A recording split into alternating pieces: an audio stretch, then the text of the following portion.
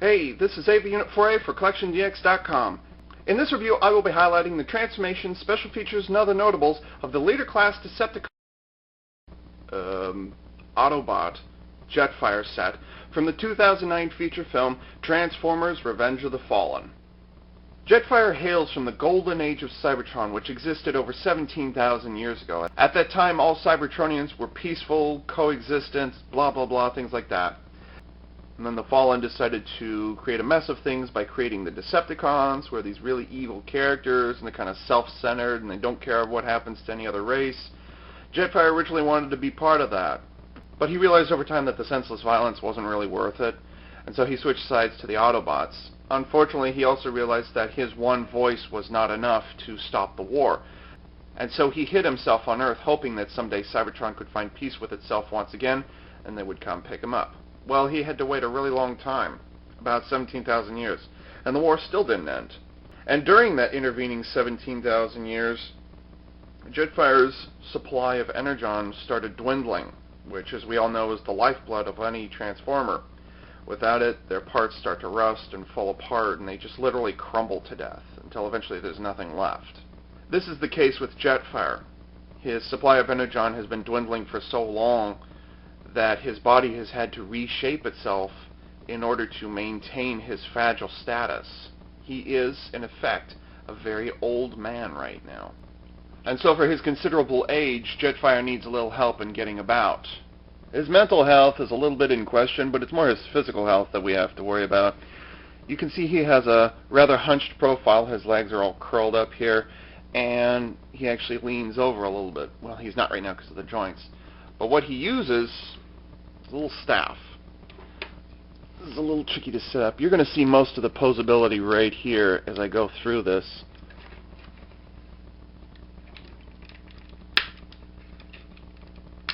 All I'm doing is just bending the legs forward and twisting the knees. He's developed a little bit of a hunch in 17,000 years. You open up his hand, twist his wrist, and you get this thing. Now, the unfortunate thing about this is, even though he has individual fingers, individually molded fingers, they can't really accommodate his staff. So you have to just kind of wedge it in there and hope that friction keeps the fingers closed around it. Now, the thing about the staff, oddly, is that it's got a bend in it. You can see right there, it's got a bend in it, which is not all that great. And the wheels are also, you know, ABS plastic, so they slip around real easily. And so the cane is more or less for display purposes than it is anything else. It can't really hold his weight, but you can, you know, set it down and kind of give him that third leg look.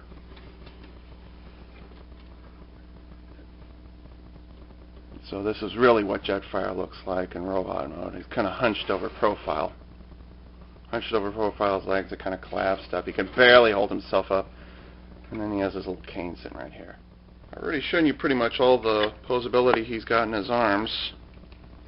Trains can twist outward like this. You know, I'm going to get rid of his cane because that's going to fall down. His wrists, as you can see, can turn. His fingers can only open up about that far, but they can also close up. So he's got a swivel joint there. That's really the only swivel joint he's got. The elbows ratchet very nicely. This is not ratchet. This is Jetfire, by the way. That twists outward. There's also, because of his transformation, there's also, you see that kind of light grayish gear section sitting in there. What you can do as an option is you can actually twist his shoulder upwards as well if you want to. You see how this is sticking straight out, this is angled upwards. So that's also an option if you want. Really the only hindrance to the arms is this little joint thingy right here. This is actually used for merging him with Optimus. And then he's got the SR-71 Blackbird's nose sitting on his arms, where it's not supposed to be in the movie, by the way. That brings me to another point back here. You can see how his elbows stick out so much here. So what I did in the instructions, let's see. Instructions say you're supposed to point the engine straight down. It's supposed to be parallel with his body. But I tilt it backwards like this, and then tilt it inwards a little. That just frees up the space for the elbow there. So that's really the only big variation that I do to this toy. And I'll get to the other one in a moment here. Detail on the arms is very, very nice.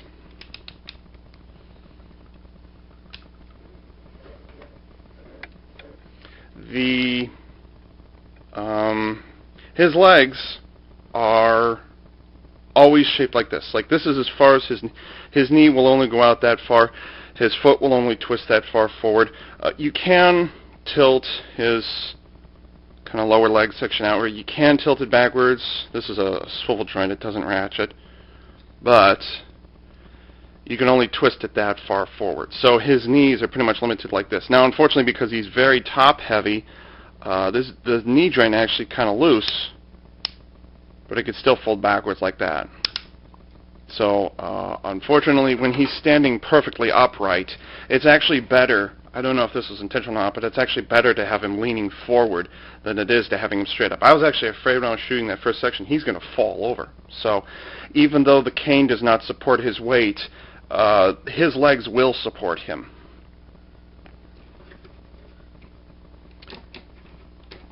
His head, this is part of his Mech Alive gimmick, his head, as you can see, it shakes about real easily, except when I shake it.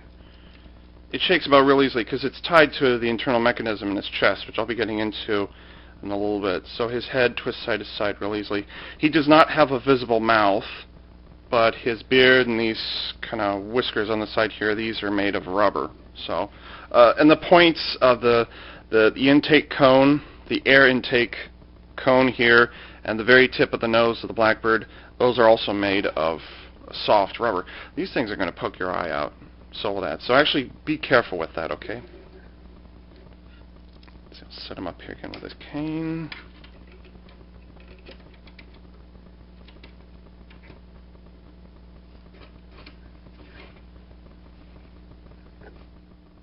As a leader-class figure, Jetfire denotes an advanced Mech Alive feature.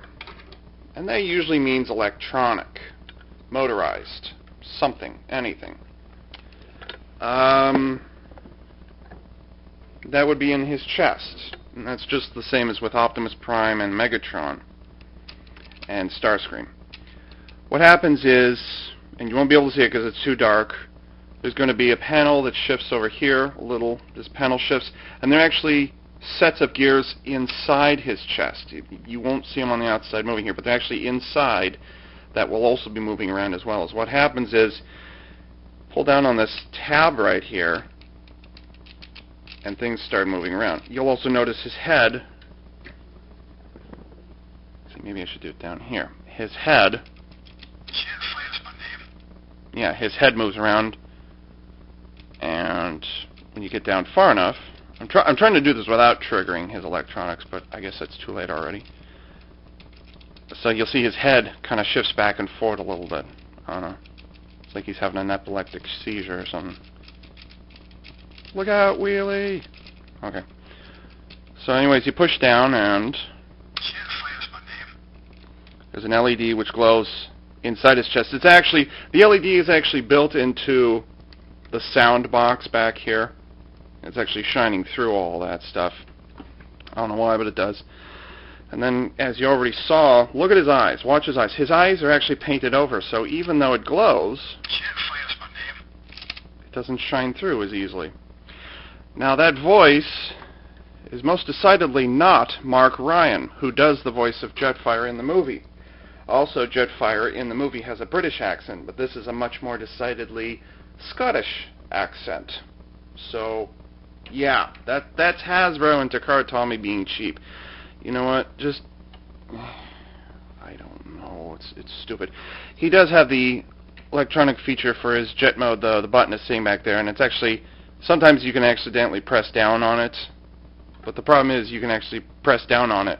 And this is actually, the button is there specifically for his jet, or for his jet mode. That's what that's there for. But yeah.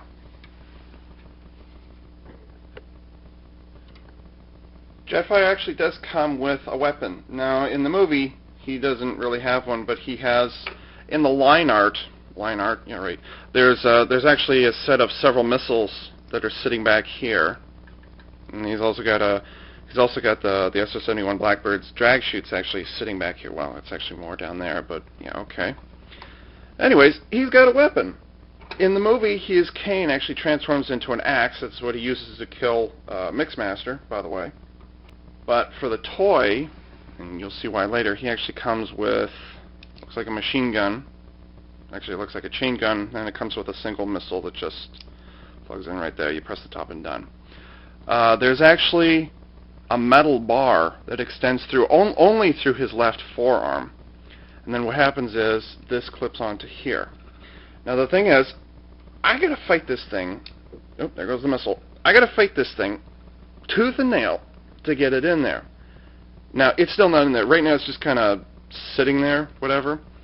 But what happens is he doesn't actually hold anything. It actually attaches to the forearm.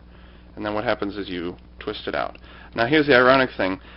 The machine gun actually goes onto the nose of the Blackbird.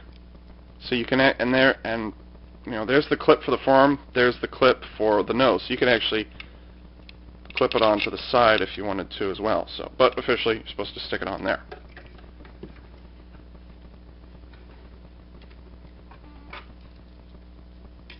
Let's see. I think I'll take one more time to put his cane back on him. The problem with posing Jetfire is the arms, you know, these things kind of stick out here, and the legs, you always have to worry about that these are going to collapse down. You can't really grab them much anywhere except for maybe his torso and maybe at his hip. The problem is he's got a lot of loose stuff. He's got, and it's not really intentional kibble. I guess it is kibble in some way. He's got a lot of vehicle mode kibble on him. This panel is loose. These are obviously loose. This is loose down here. This panel, let's see, this panel here actually forms his cannon when he's merged with Optimus Prime. Oh, spoiler alert! And so you can't really you can press down on it, but you can't really lift upwards on it, or else the whole thing will pop off. One of the difficult things about this toy is oh yeah, and then you can't grab onto these panels either because they're loose as well, and some of them are actually on ball and socket joints. So the problem with Jetfire, in robot mode at least, is you have difficulty choosing where to hang on to him. You know, do you grab him here, do you grab him down here? And the other thing is the parts, it actually takes an unusual amount of effort in order to pose him, because you have to watch out for the sharp edges, you have to watch out for the kill on top and the back. So gripping him by his torso is really the best option that you have. Size comparison time. Here's Leader-class Jetfire. And here's Leader-class Optimus Prime. Now, believe it or not, because Jetfire's legs, his hips are actually ratcheted forward in one notch, he actually is slightly shorter. If you were to go to shoulder height, you know, shoulder to shoulder, then I think Jetfire would actually still be slightly shorter than Optimus. They're literally, let's see, I'll put shoulder to shoulder. They're literally, their shoulders are right next to each other. So Optimus is still a little taller, but Jetfire actually weighs more because he's got a lot of bulk in his shoulder. Make sure you take note of this, though, because this will be important later on. In the movie, the only time you see them in the same frame together is when the Fallen jumps down on top of Optimus. You know, Optimus is trying to get up and the Fallen jumps on top of him. And in the background over there, you can see Jetfire's kind of crawling around as well. That's the only time you see them in camera at the same time. If you do a size comparison, Jetfire is actually like way taller than Optimus. He's like easily a head and a half taller than Optimus. So a lot of the bulk of the toy actually ends up in his torso here rather than all around. And I'll get into that a little bit later when I review Power Up Optimus Prime, which is the combination between these two. But of the two of them, I would say Optimus Prime is a much more solid design. It's more complex. It's far more complex, but it's also far more screen accurate as far as robot mode goes. A lot of the parts on Jetfire are similar, but the kibble on top and back, his arms, majority of details, like the only thing they really got right was his face, but even then, it was a last-minute change with his face. They actually put his mouth in there and then had his beard hanging under. So that was a thing that they changed probably after Hasbro was going to work on him. So you don't actually see his mouth. The majority of surface details on Jetfire are not nearly as clean or accurate as they are on Optimus. I mean, you know, you actually look at Optimus, you see those circles, you see those panels, you see and all those things like that. With Jetfire, I seem to be under the impression that Jetfire is more based on concept artwork. At least the Leader-class toy is based more on concept artwork than it is on the actual character. Because the character, you know, he doesn't have these things hanging up here. And a good share of this is due to him, the fact that he's a triple changer, which, again, I'll get into later. But, you know, he actually has a thin waist. He has a tall, thin waist. And, you know, he doesn't have this kind of, what can I say, cloak shape to him. You know, he doesn't have that. He has the hunched over profile. He has the engines in his thighs. You know, the feet are similar shape. The face is kind of similar shape. But his hands are actually probably the closest thing, like anywhere on him in robot mode. But that's about it. It doesn't lend itself well to screen accuracy. So a lot of that is just kind of made up, or it's a close approximation. But it's not.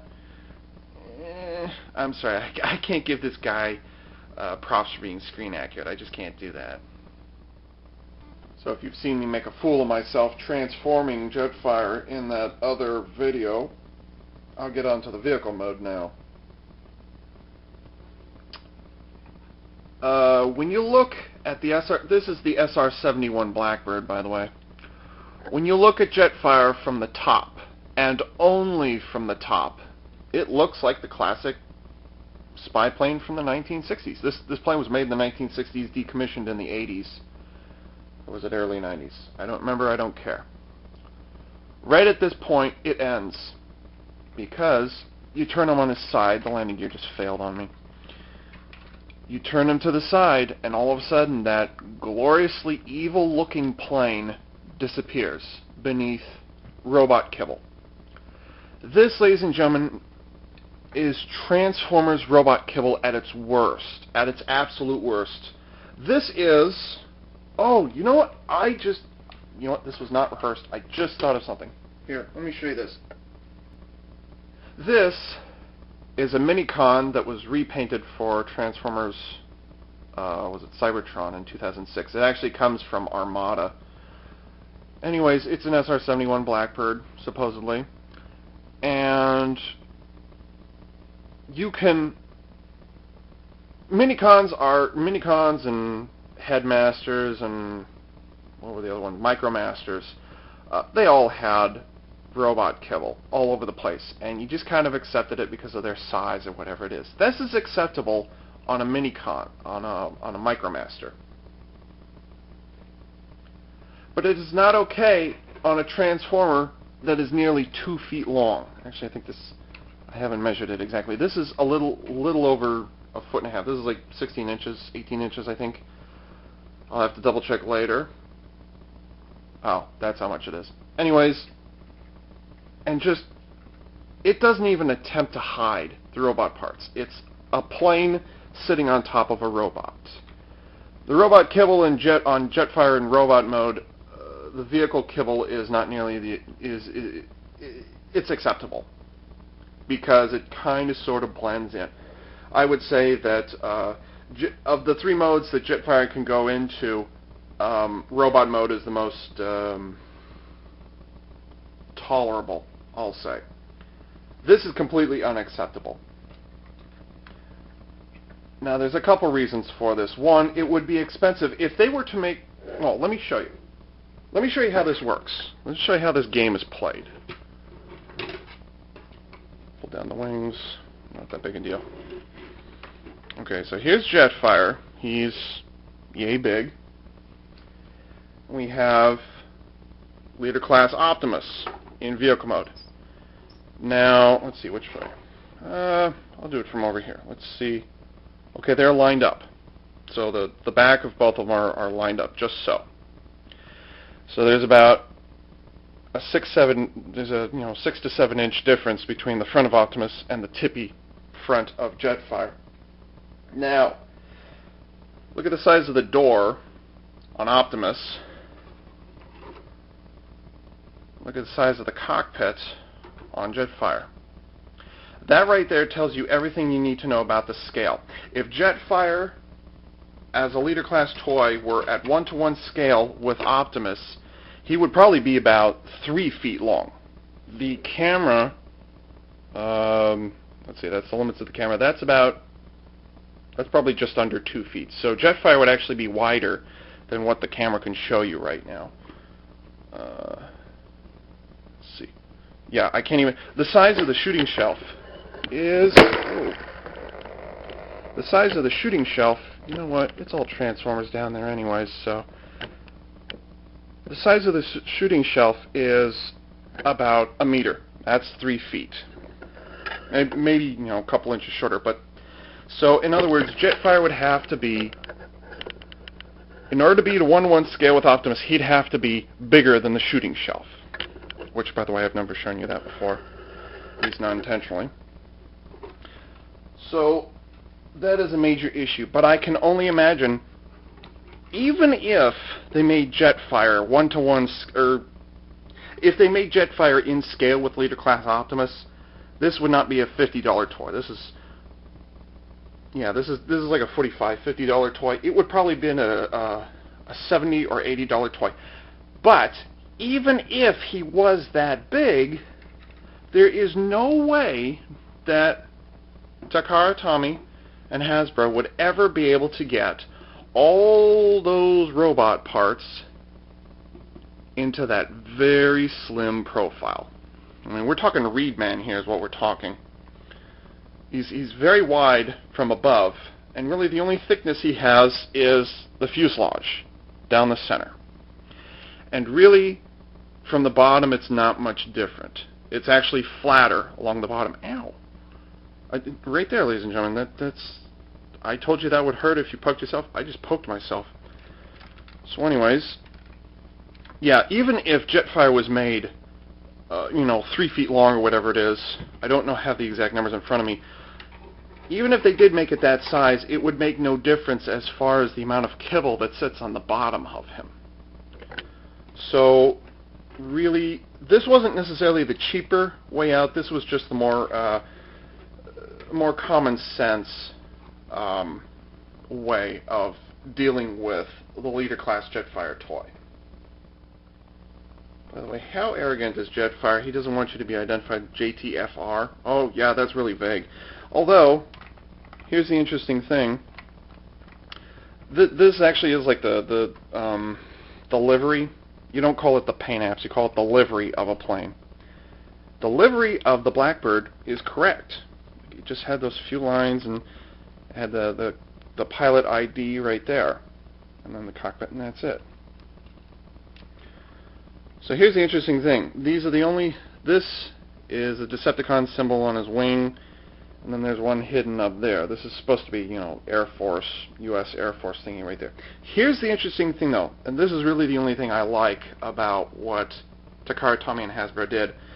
This number, 17972, is the exact number. It's the exact same number that appears on the actual, the real plane at the National Air and Space Museum where they filmed the movie. If you look, the tail number is 61-7972. But I mean, hey, they actually put the actual tail number on there, which was really nice. And then you have the Skunk Works symbol sitting up in the corner up there. Which the Skunk Works is the top secret U.S. government secret plane developing project that they run. So, we got the Skunk Works on there, which is nice, and then you have the actual tail number on there, which is also nice. Now, aside from the fact that he's a kibble former, let's see, where is it? Oh yeah, here's the LED for his chest.